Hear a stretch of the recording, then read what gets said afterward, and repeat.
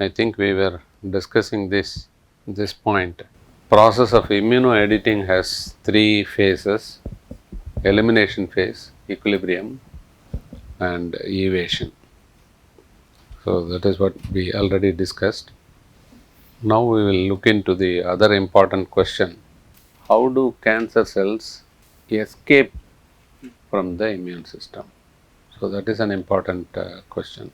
One way of doing that is to have high number of T regulatory regulatory T cells, Treg cells.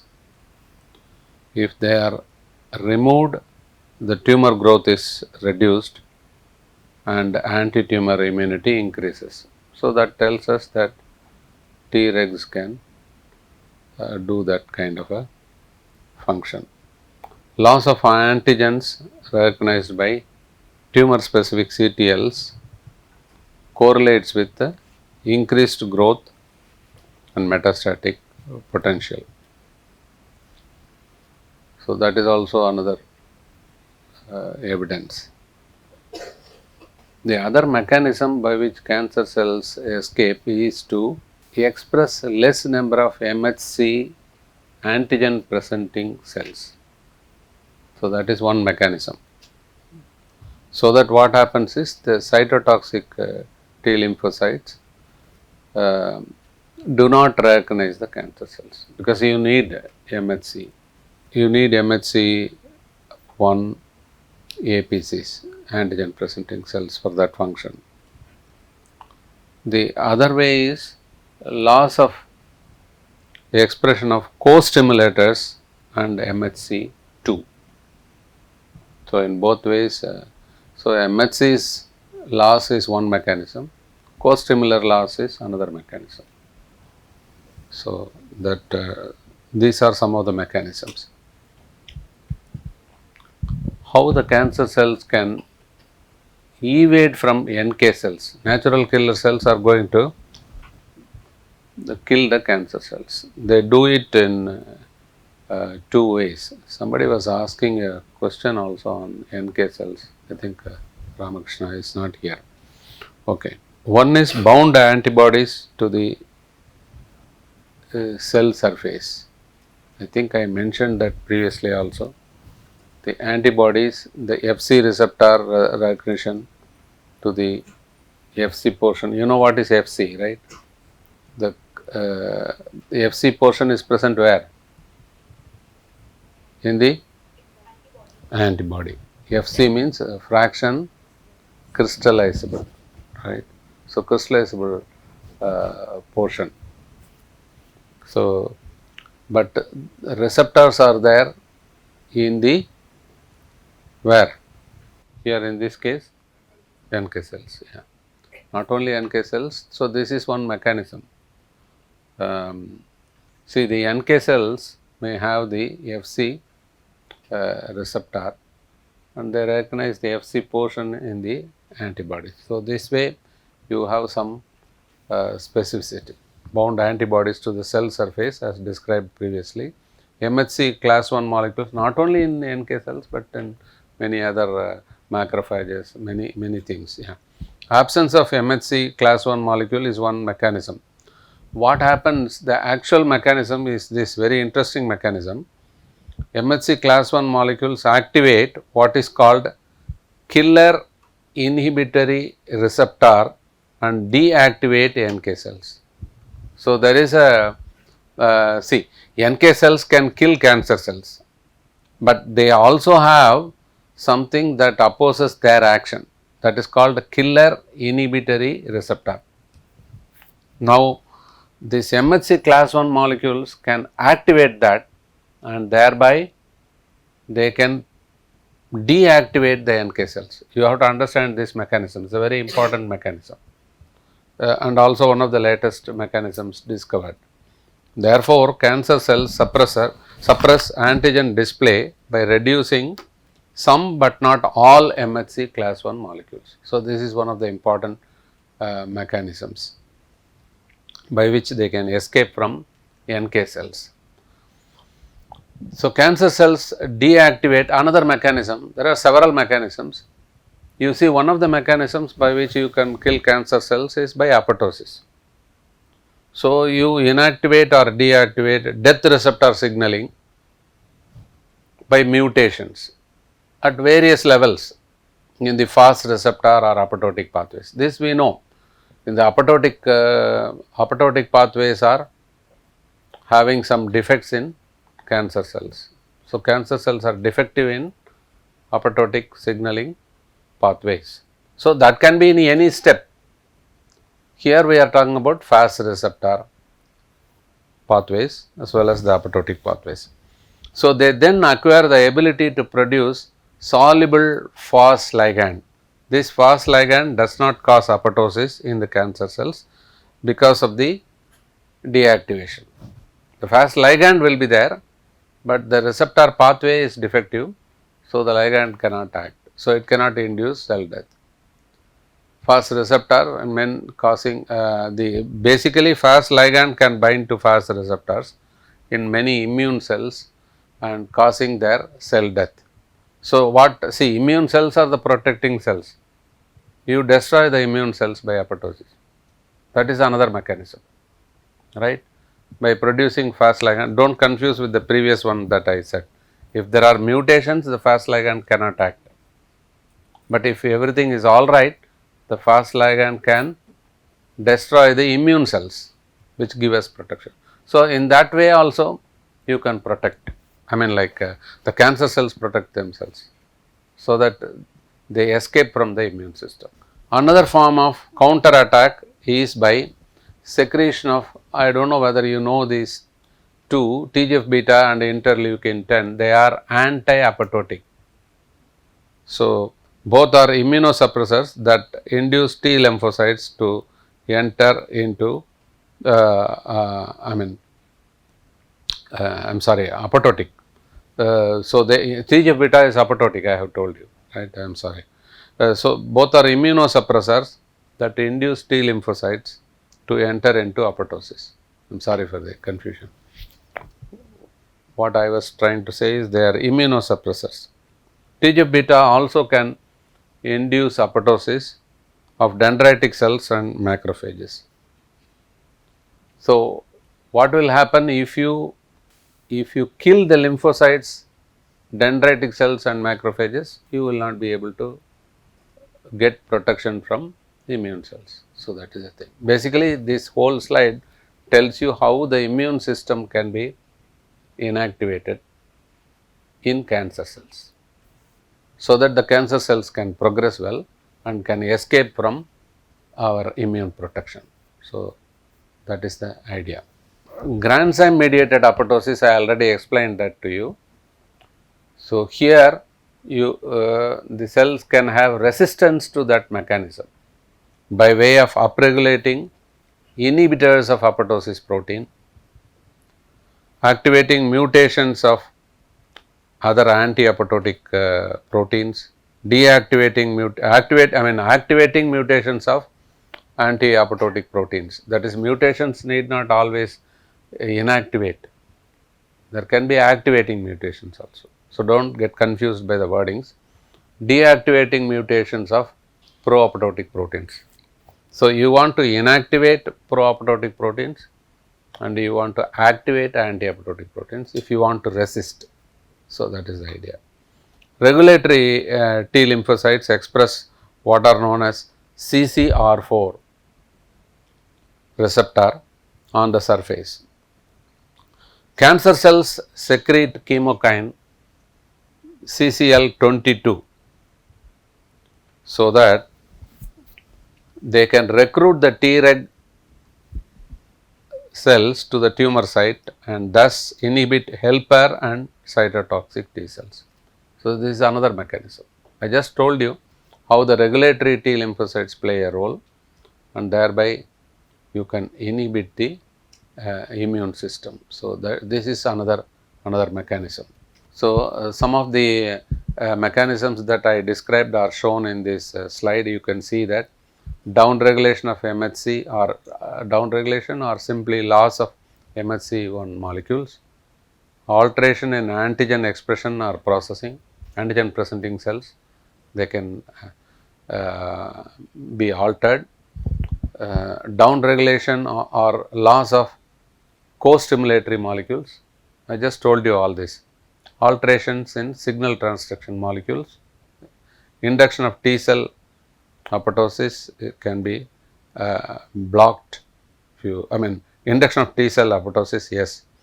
So, by blocking the signal transduction pathways, anti-apoptotic pathways, you can induce the apoptosis in the T cells.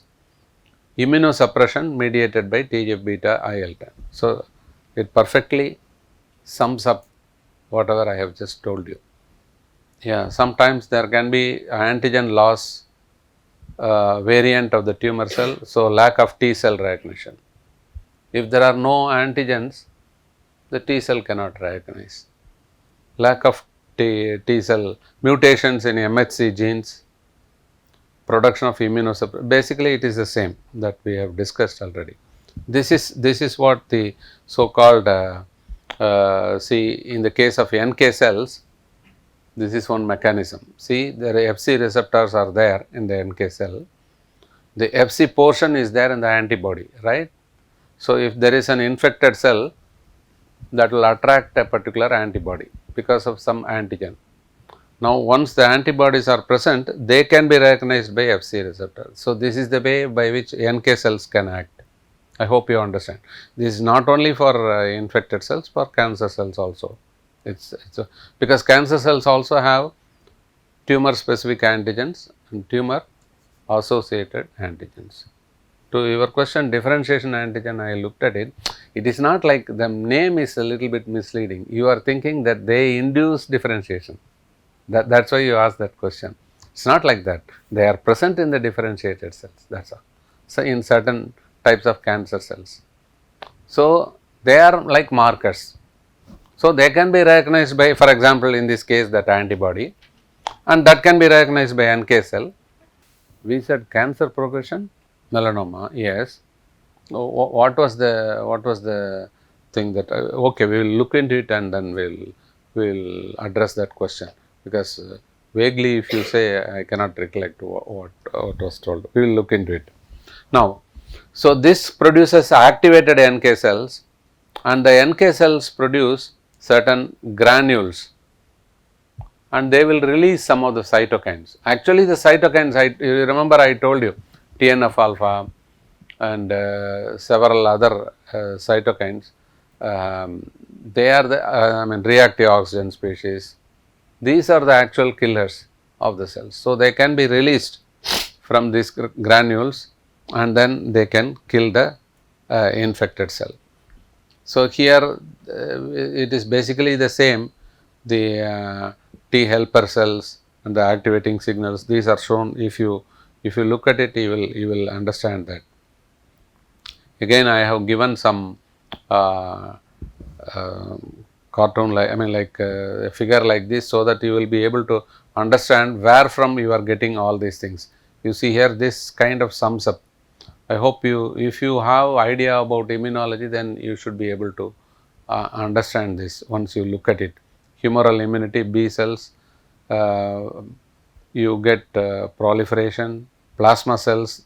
Plasma cells are the ones that secrete antibodies. So, all the mechanisms I told you are kind of interlinked between humoral immunity and cellular immunity. That is what it means. Innate immunity also. See here, the adaptive immunity. This slide kind of sums up all the things that we have said about T helper cells, T regulatory cells, cytotoxic T cells, dendritic cells, macrophages. These are the players, NK cells, macrophages, and even complement. We have mentioned that. If you remember, if you go through the slides, you will understand. This slide kind of sums up all the mechanisms that we have already discussed. That comes to the third question, that is, how we can use this knowledge ultimately to treat cancer. One way is these Herceptin antibodies, I told you, neutralizing antibodies. They are part of immunotherapy. The other one is CAR T cell therapy. And the third one is the immune checkpoints. So these are the three things that usually people do, but anyway we will look at some of these things that we have kind of prepared. Specificity of the immune responses is an attractive concept because current therapies affect not only cancer cells but also normal cells. That's why immunology kind of, because of its specificity, we prefer immunotherapy, one of the advantages. Understanding at the molecular level of the mechanisms of immune responses, evasion by the tumor cell, helps us to formulate useful therapeutic approaches. So that is another statement. Tumor immunotherapy approaches, vaccination is used mainly to treat rather than to prevent cancer. This I have just put this line because generally vaccination is a preventive step. We get vaccinated against diseases. Here when we are talking about immunotherapy, we mean that particular treatment is given to treat cancer rather than preventing cancer. So that is one of the ideas. In virally induced cancers, however, vaccination can still be used for prevention. In viral based cancers, for example, cervical cancer, there is a vaccine. So that is given even for those people who are not having the cancer. In young adolescent boys mainly, and girls also, boys and girls, it is given actually. Cervical cancer is in women, but even it can be given to boys because the HPV can give rise to some kind of warts in men also. Cervical cancer of course is restricted to women, but that is given. So some companies have come out with very good vaccines. There of course it is for prevention. Don't get confused. The vaccines are usually given for prevention. In virally induced cancers, they are given for prevention, but in some other cancers, they can be used for treatment. That's what I mean. Several clinical trials are there to treat melanoma by vaccinating with killed tumor cells along with adjuvants. This is one way because you will have the antigens, so you can raise antibodies against it. So that killed um, tumor cells can be given along with adjuvants. Tumor cell lysates with adjuvants could also be used. In some other cases, purified tumor antigens or even the heat shock proteins are also used in, for example, in melanoma. So dendritic cells stimulated with antigens are used in melanoma and prostate cancer. Alternatively, dendritic cells can be transfected with genes encoding antigens and then used, so that you raise the immunity. Tumor cells can be transfected with the genes for cytokines or the co-stimulator, so called B7 genes, and this approach has been used to, all appears to be in melanoma. Other approaches include DNA vaccines with plasmids encoding tumor antigens. So this is another approach, or viral vectors encoding tumor antigens with or without cytokines. Cytokines may be helpful in activating them, some of them. So these are several approaches. We need not worry about each and every approach. In virally induced cancers, I already told you, tumors with viral etiology can be tackled with preventive vaccination with viral antigens or attenuated live viruses. So that is one approach. This approach has been used in human cervical cancer against human papillomaviruses. Similar approach is being used for hepatocellular carcinoma against hepatitis B virus. So this is also another. So they have given some idea about this, that is how do you do that. Dendritic cells pulsed with tumor antigens. So vaccinate with the tumor antigen pulsed dendritic cell, and then you get the activation of tumor specific T cells. So this is one method. The dendritic cells with the transfected with the plasmid expressing tumor antigen can also be used for APC producing tumor antigen, and then you get the activation of tumor specific T cells. So, vaccinate with DNA or transfected dendritic cells. So, these are some of the approaches people generally use. So, with the co-stimulator B7, you can give it along with the IL-2. That is also another method. Tumor cell transfected with B7 or IL-2. So, in some cases where IL-2 can activate, you can give it together. But in this example, they have shown it to be separate. So, B7 and then you get the activated T cell.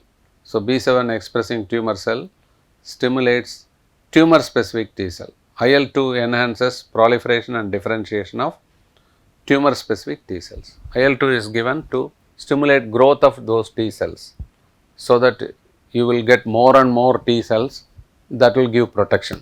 The idea is to boost your immune system with so much of T cells, so that you will be protected. So, similarly, colony stimulating factor GM, granulocyte one. So, GM-CSF, this can tumor cells transfected with the colony stimulating factor. You can vaccinate with tumor cell expressing this, because you are transfecting this into the tumor cell. Now, the tumor cells are expressing that, and this can promote recruitment and maturation of dendritic cells. Again, ultimately you can activate tumor specific T cells. So, there are several methodologies by which you will be able to activate T cells. You should have a thorough background of immunology to understand all this. So, this is one way. In a way, this CAR T also, it is very similar to this. What they are doing in CAR T, I am not having any big slides for CAR T, but it is basically a chimeric antigen receptor, right. So, the chimera is made between what and what? No, is it T cells? They are doing the immunoglobulin single chain FV, there the binding regions are there. That yeah, from the antibodies they make what is called SCFV, single chain variable fraction, correct. So, from the heavy chain and the light chain, they are making this, that is actually linked by a small peptide, and to that only what you are saying, the antigen binding domain is given, and thereby they are able to develop. But basically the methodology is similar to what I am showing here. See, the patient is having tumor, and you isolate the lymphocytes from the blood or tumor infiltrate, expand the lymphocytes in culture. In this case, they are giving interleukin 2 to cultivate that, and then transfer the lymphocytes into patient with or without systemic IL-2, because you are culturing the lymphocytes. Here, if you can put these lymphocytes with that chimeric receptor, then such cells can be cultured and can be injected back. The problem with that is, this is an individual specific treatment, so very expensive. You must have the particular patient, his own T cells you are taking, and then you are tinkering with that, and then you are putting back into the same patient. So, that means it is a very expensive process and tailor made to the individuals. So, this is one drawback. Another thing in CAR T, what I have read is that it is very successful in lymphoma and other blood type of cancers, that is liquid cancers, but in solid cancers it is still a challenge. So, these are the drawbacks of that, but people are working on to make it successful in that. You also, another thing that I suggest is that you go through these slides also that I have already uploaded to you. Did I give the second set of slides? No, did I not upload? Okay, I will do that. You also go through that. Here we have a beautiful figure about the 3 stages of immunoediting. This was taken from a science journal, so you can go through that. It's very easy to understand. It's not very difficult. How you are getting the danger signals, how these ligands are picking it up, what is needed for elimination, how the equilibrium is attained. I also told you that it is also called a tumor dormancy. It is all beautifully depicted in these figures. So you can take a look at that. If you don't understand, of course, you can ask me. I will talk about the immune checkpoint inhibitors separately. I have a lecture on that. These are the same things that I have shown you in the other one also. These are there already, and you can look at it. Some of the figures I didn't put it because these are taken from some textbooks and all that. For NPTEL, we are not supposed to have copyright violations. That's why I have avoided showing these, but you can take a look. It's nothing wrong. See here, this is the tumor infiltrating lymphocytes. I told you the pathologists have recognized that. So you see near the tumors, this is a lung carcinoma slide. You see this pink lymphocytes. So they are all clustered around that. So they have also given these statistics. If you have more tumor infiltrating lymphocytes, the survival is better. Right? This is a patient survival curve. See this one, blue one. If you have more tumor infiltrating lymphocyte, the patient survive better. If you have less, then the survival is also less. So that is what is shown here. And similarly, tumor associated macrophages, they can have pro-tumor activity as well as anti-tumor activity. That is being explained here. These are some of the additional information that you can find. Anyway, I will be talking about some of them in. Again, there is a slide here about the role of TGF beta. So these have to be combined with my lecture. So you will be able to understand that, because here you are seeing some cartoons. So this will be easier for you. Take a look at that. The resistance, yeah, there is something about Herceptin, but then Herceptin I have already told you. This slide shows you that Herceptin,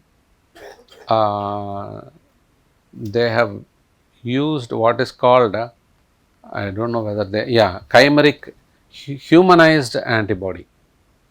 They have shown that here, how they have made that, and from a mouse monoclonal antibody, and then they have combined they have made a chimeric mouse and human antibody. So that is also used in the clinics. Again, whatever I just now told you, that is also shown in the form of a figure. So whatever I have taught you now, if you want to have some figures for that, you can look at it. Look at that one. So you will be able to understand, because the script is there in this set of slides, but some figures are there in the other one. So both you can use. You can go through that. I hope you will be able to follow that. Next, probably as a continuation, we will look at the checkpoint inhibitors, that lecture. And also I will suggest something for the CAR T cell therapy. I saw something in cell signaling, but he has given a very brief and beautiful introduction. I am not interested in giving a detailed lecture on CAR T cell. I am not an immunologist also, so it's better that if you are interested, you have a lot of reviews on that. You can go into that. But we need to understand there is some therapy like that, and how it can help in mitigating the different types of cancers. Like it is very successful in lymphoma, but not in other solid cancers, and so on. We must have understood the fundamentals of that therapy, how that is strategically used, and so on. What are the strategies employed? If you know that, that should be fine.